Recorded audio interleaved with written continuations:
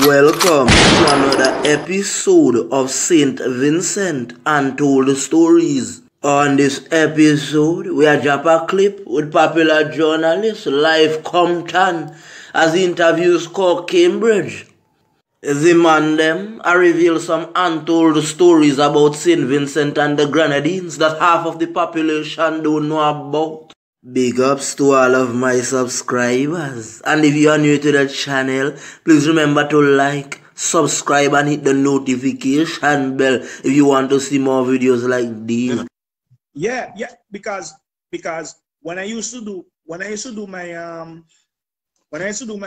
morning thing on WFM, the conversation had come up with Liberty Lodge, and a lot of persons were messaging me and telling me, yeah, this was going on up there. So I said to myself, why are they telling me this? Go and tell the authorities. You understand? Because they have persons who are people. Okay, somebody was saying earlier, right, that talk about the situation at the boys' home. The Liberty Lodge, right? Life, listen. Don't get. So when I was like 16, 17, 15, 16, I used to volunteer with this woman named Camo. And she had a reading program. So I used to help kids and adults to read. And so we used to go up there once a week. Boy, just listening to them kids back then talk about their ordeals. You know what I'm telling you? Because the big men them used to come up there, so they helping and they are also always find themselves close to these organizations. And sometimes it doesn't even take a lot for somebody to see, yo, this man shouldn't be around these kids, you know. But then people just sit and don't do nothing about it. And I don't understand why they like for me to do. I don't understand why they don't do nothing about it. People see these things and know these things and leave it to go. And it's weird because you think that they would have these kids having psychological evaluations and so on based on what they've been through at a young age. That's why they're at the home. But you think that they would have them go through psychological evaluation, like a weekly thing where they can talk and discuss, and then those kind of things will come out and say, well, Mr. So-and-so understand whatever. But if the kids feel like they don't have anywhere to turn, they're going to take it and think it is normal. It becomes normalized. Exactly. You understand? Yeah. So it have people, but that is what happened to the person who went back home and got married to the girl. The person was a person that was living at Liberty Lodge. And he was when he was young. And what they used to do, that I get to understand recently from somebody who was at Liberty Lodge, was that the older boys used to younger boys. And even some of the people who are supposed to be security guards or whatever of them take advantage of them as well. It's disgusting. Because one of my brethren said to me at time, he used to be up there, right? And he said to me at time, like, it had this guy, you know, he had emerged in society as a real bad man. He used to shoot people and things. And my brethren said, boy, when he playing bad man, you know, he up Liberty Lodge. So, well, at the point, we laugh, right? But then when it comes to take back about it, it's probably all why he turned out the way he turned out. You understand? It's probably why he turned out and shooting people and killing people and them kind of thing. They're chopping up people and things because of that trauma from a childhood. Like he was really into that and somebody forced him into that. And now that's how the anger coming out. You understand? It damaged him. And you know what I mean? But Liberty Lodge continues to be a problem. And I do not know why it is not being addressed. And so the thing in St. Vincent is like, you can't get the right people to comment on them or take them seriously. You understand? And it's only when if I know they want to do damage control and come out and say, oh, we didn't know this was happening. Doesn't that fall under the Ministry of Health? No, that falls under the Ministry of National Mobilization. That ministry that falls under. Kelly saying that some of them not investigated because of the status. But Kelly, that's not true now. The thing that being investigated because nobody don't seem to care because so many people that were doing it, they really have no status. You understand what I mean? They may really have no, you laughing, but some of them may really have no status in society. So it's just that it seems like if nobody don't care. You understand? School had one who asked me that. Yeah, I know Catholic school had somebody who was very close to us as youngsters, and his name get called up in that, but to say he ever come wrong any of us with that, I don't think. I think that person was like used to more risk that thing with the young ladies, them, the little girls, them. So as you said, this thing going on for years and years and years, but just with the advent of social media now, that persons are able to like come out and say, but this used to happen to me, this used to happen to me. Because back in the day, when the person said that in the school group, I couldn't believe it because that was one of our best teachers. But, yeah. I think what happened is people feel like it's not my business, so I'm not gonna say nothing, and it's not my kid, so I ain't gonna say nothing. Which is the stance that throughout the decades most people in our society have taken. Is that if it ain't happening to my kid, why am I, I gotta talk in my house and say it's wrong, but do I call this person name? Because we're so scared to open our mouth and say what the person did. You understand? And that is where the problem comes from. Everybody wants to be vexed in your house and go home and tell the friend the vex. But to make this step to put these people in the place and to get justice, nobody don't want to do it. This person is a this. I ain't grow up like that. My grandmother like to tell people like it is. So I come just the same. Back to the article I did the other day with Barsky or Judy. I don't know if you read that one. Where she's a local artist, Barsky or Judy. She was saying that when she was younger, she was by a family friend, right? And the story is on such like if you want to go and read it, right? Interesting story. Okay. And after the story came out, the grandmother and her grandmother started a message and call she and tell she talking stupidness and she need to mind, like you need to mind your own business. Like what I didn't understand in what context she was telling she that she need to mind her own business, because she sent the voice notes to me what that the grandmother was telling her. Oh, you know why 7 years old? You basic that was when you was under my care, and when you was 7, when you was under my care, you making people messaging me asking me how I could make that happen, and that is not true. You're telling lies, and people susu these things in we inbox and in we WhatsApp and thing, and we messenger and thing. But nobody here coming out and saying, well, like for instance, how I come out and say, boy, Clyde, come and try to come on me with this thing. You know what I mean? Nobody first of all, you called him because I called him. You ain't do it on your own volition. No, but anyway, no, a few years ago I made that post on Facebook, though. I made that post on Facebook. I made that post on Facebook a few years ago and called him to tell the truth, though. You understand? I just think, and it's so funny because these people went from prep school, right? And then people went from prep school in Scouts to grammar school in Scouts to whatever else and did what they do. And it's like a lot of the parents knew and they never said anything. There's so many instances, like your mother wasn't playing, so but there's a lot of parents, especially parents of the heighty-tighty parents, used to be the ones to like they will talk salt and say nothing. Exactly. But as Kenny, for telling the truth, I made that post on Facebook. I wrote that on Facebook a couple of years ago, and a whole lot of people started messaging me and telling me take it down. So I was like, take it down for what? Me telling no like for nobody. You understand? I made it for true, but I don't think I'm skeptical today because somebody is involved now. 2 years ago, it hit the public with the court, with the charges when police went up the Mackey and seized computers and all kind of thing. And they had released some of the text messages that was on the computer with Bramble and the people them and who he was trying to line up for their BlackBerry cell phone and all kind of thing. And then that didn't even result in no kind of action from the Ministry of Education or anything. So they just went about as normal. Because how this person could do these kind of things and have the solid information in black and white and they are not held accountable. That's stupidness. Yeah, it was strange. It was strange that all this evidence was available to the police and the Ministry of Education and what's that, and was never done. These people was allowed to just go function as normal. But it's true. Or somebody actually people it had a certain person run out of Vincent because of the what came out in Genesis 2011. Elizabeth had somebody, another teacher involved who actually they run out of the country and never came back here because of it.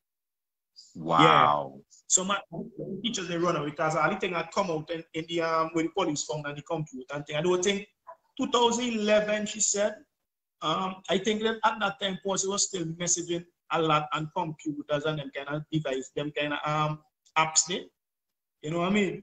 But can you know it was serious in grammar school? I tend to go to institutions with predominantly male. So you will find a lot of them applying to teach in grammar school. Well, so there was everywhere. Grammar school was more. Grammar school and St. Martin was more. But it was in convent, it was in grammar school, it was in high school.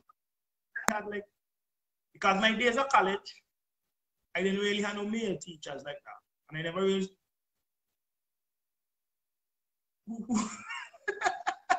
We're talking about what can you man can't come boy, the man can't come with me, boy. You see my rash flourishing. Kenny Ali had in St. Martin. The third one did live next to me. Yeah. Yeah, wife and children too. Children. Yeah. Yeah, three boys. Two or three boys. Yep. I know who that posted it. I know. I used to watch me. I used to start. My granny used to stand up in the veranda and watch down. The grand say, "See that? Don't never let that be you. Don't even watch that man." When he come one time and say, boy, "Oh, Miss Cyrus, cook should join him." My grandmother, "No, please. It's okay. He good. It's okay. It's okay." Boy, listen. Stefan, you know what me. Stefan, he lives down the hill from by you. My granny used to say, "Don't never talk to that man there. Don't never talk to that man. Don't even make that man watch you, you know." And then you know that man end up married. After all that, the man end up married as a minister, live in America, and bring enough of them boys to America. I feel I know who that man is. You know exactly who. You know exactly who. I know who that man is. Smoke, you know who that person is too? Everybody know them. Everybody know who that is. Them alone hiding. Them hiding in the mind. Them ain't no people know them. But, yeah. As I say, them bring enough young men to America now. Them bring enough Vincent and boys from St. Martin to America and give them position and thing. And they're married to young women in the church and thing.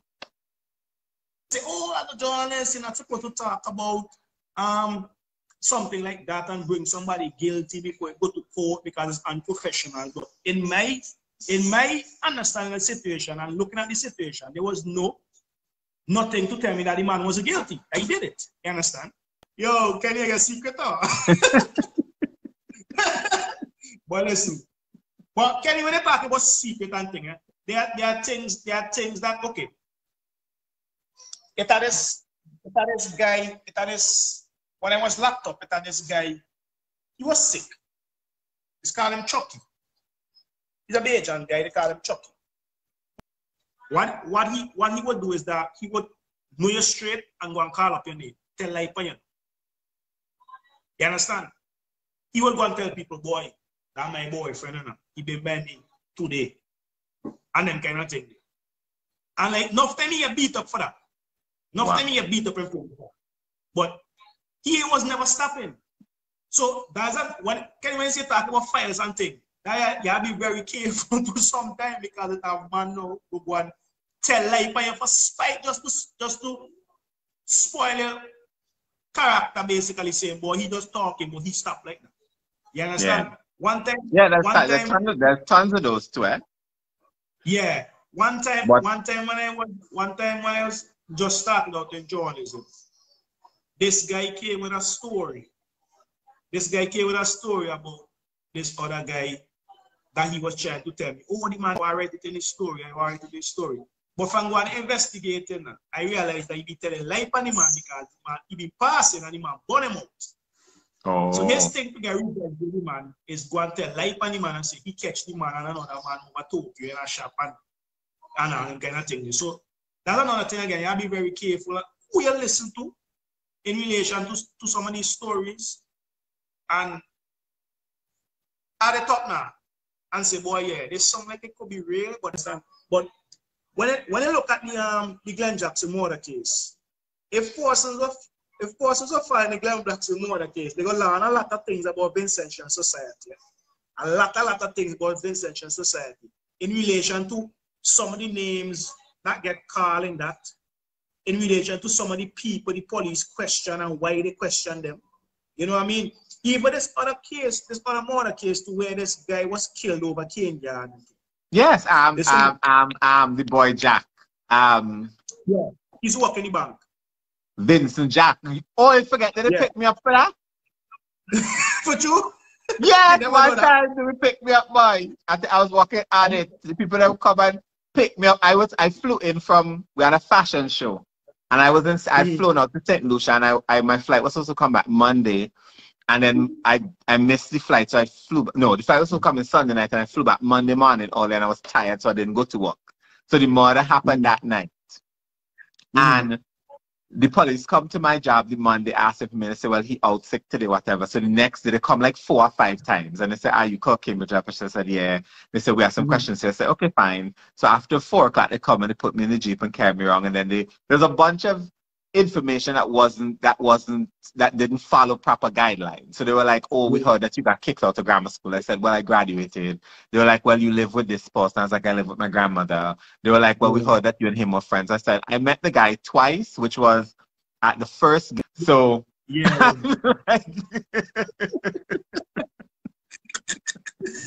Yo. No. So I was like, I had a drink, and then somebody, the same person who we know from grammar school, this sophisticated one, he's like, I leave it. I said, okay. He dropped me home, and he was living downtown at the time, and he dropped me home, and we talked about it. And he said, you real funny. And I said, why? He said, because I've noticed that you don't like a certain type of crowd. I say, I just not in the yabba crowd. I just not in that, because those are people who will come back and call your name, and then they want to meet you and talk and talk to you like if you and them is friend and thing. I say, not in that. So after that, I really got to know more event. But then when he got killed, my name called up and said how he and I was in a relationship and thing. I was like, I couldn't tolerate the man. So I don't understand how they could say. But yeah, I remember that was a bad one. But they ended up catching the boy who was a Barbadian. Yeah, he in prison. He in prison for that. Yeah, but but what happened with that one is that he used to pay people to bring men to him. Yeah. Listen, can you say they should have given you 2 days wrong so far? They tried, but I had a good legal team, Kenny. Thank you very much. That guy, Jack, you say his name was? Vincent Jack. His father was a magistrate. Okay. Here what happened, right? I can remember, right? Me and my brother used to go up on Indian Bay Beach every Saturday for ride jet ski. I had a friend with a jet ski, so we used to go there for ride the jet ski, right? And after he got killed, I remember he used to be on the beach every Saturday. And I can remember a couple of Saturdays, they had a woman used to sell in a tree on the beach, and she had a son who used to be on the beach. Yeah. And I can remember he saw I was playing with the woman's son in the water. And then I can remember one Saturday, the youth man was running from him and telling him, stop. Party I ever went to at Vinny's, and then one night he had a party around King Garden by his house that my best friend then invited me to, and I ended up leaving because I just didn't like the vibe. It was too much. It was too much regular people underneath the water. Yeah, I can remember, and I only come back in my mind. I realized, that's what he was doing. You understand? Because the youngster was running from him. Yeah, the youngster was running from him and telling him, stop, don't do that. And like, he laughing and thing now. But the boy was young. So, you understand? So that it's only after that came out now, I realized, boy, it's like something fishy was going on there. Fishy. Something fishy was going on. I never really bonded with the person because there's something about them that was just very arrogant. So I just didn't feel the person at all, just as a person. And I don't know. It's just some people you bond with, some people you don't bond with. Who was my good friend was what's his name again? Eli. Okay. Eli Hamilton was my good friend. Never out of place. Never passed me place at all. He and another guy another older man from he was living in England, but he was from Georgetown. He was a coffee. Them two men, as older again, were very instrumental in me being who I am in terms of how I see being at a young age. And they used to tell me the same thing Granny said. But he used to burn none of these Vincent people. Wait till you go for it. Don't get involved with them. Live your life. Let it assume, but don't get them no cars. So when they come, the other boy was a bad man, didn't live up Mackey's Hill, right? I ain't calling no name, but he get killed. And one night I was sitting on the step down by Granny, and he passed by and said, "You think it's no work at Stanley?" I didn't know that. He get some shots of French's Gate. He get some shots of French's Gate up there. I think so. Dark skin and tall. French's Gate.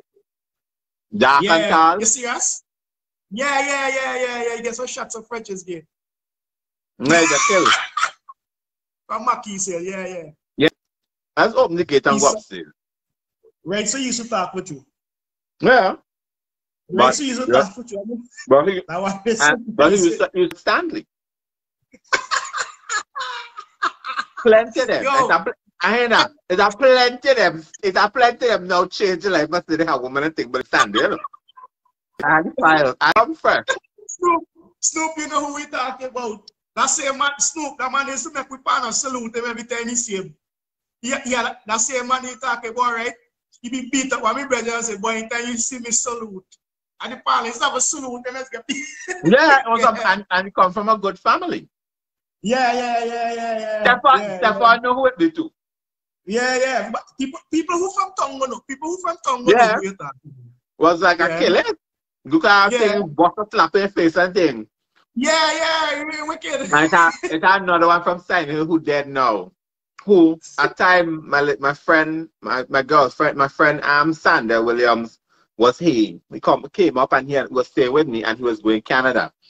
And he lose his passport at the bus station.